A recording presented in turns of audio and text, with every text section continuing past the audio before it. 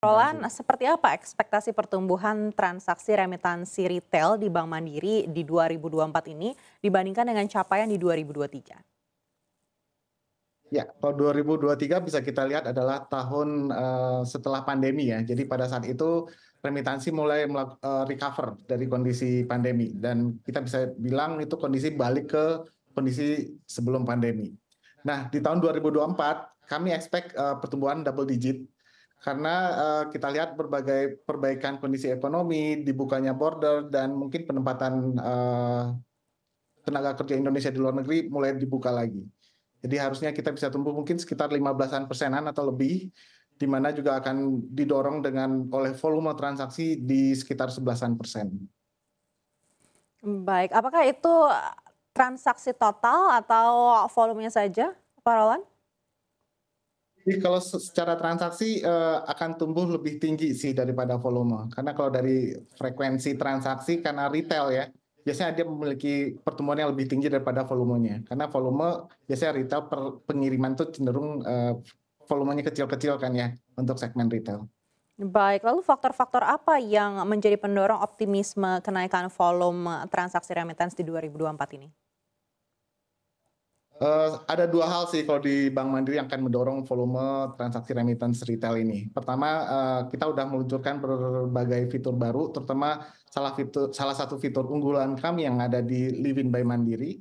Jadi sekarang nasabah Bank Mandiri bisa melakukan pengiriman uang ke luar negeri secara hampir real time untuk beberapa koridor dan rencananya tahun ini kami akan menambah koridor tersebut dan secara frekuensi eh, digital remittance kami ini yang kami jalankan lewat Livin udah menyumbang hampir 25% transaksi retail.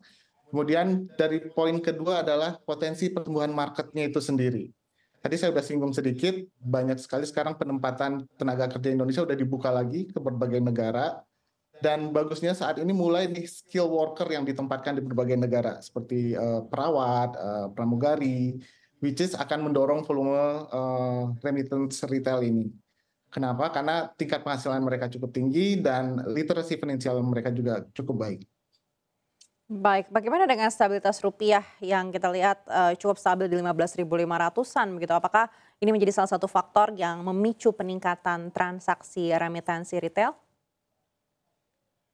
Secara tidak langsung iya, karena dengan stabilitas rupiah pasti para pebisnis sangat happy ya, karena mereka akan melakukan transaksi yang udah pasti untuk pembayaran.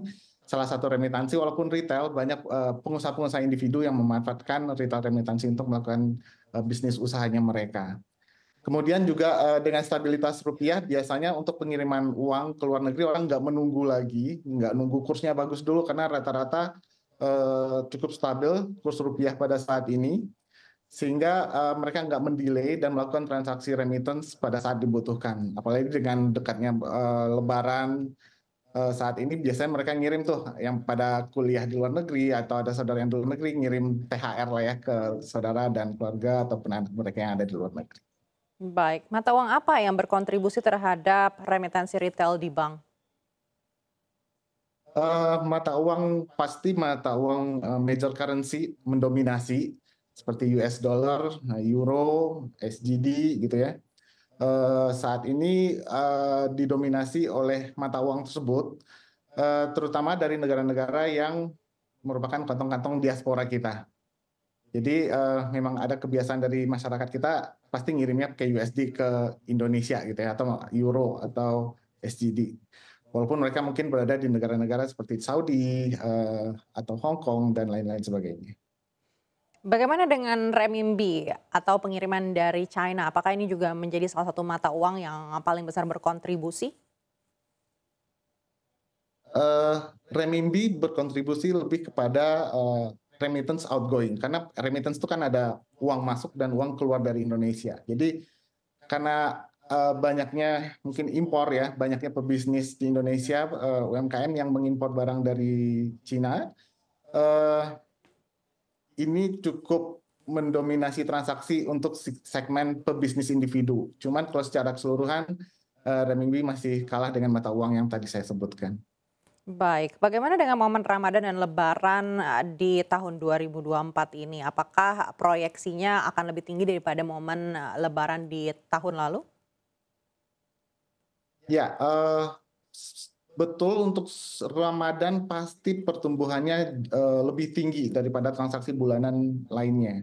Biasanya bisa tumbuh antara 20-30%. Dan untuk Lebaran tahun ini kami yakin bisa lebih dari 30% dengan kondisi yang membaik secara ekonomi, secara penempatan tenaga kerja tadi, dan dengan kondisi kurs yang stabil pun akan mendorong volume pengiriman uang baik masuk ke Indonesia maupun pengiriman ke luar negeri.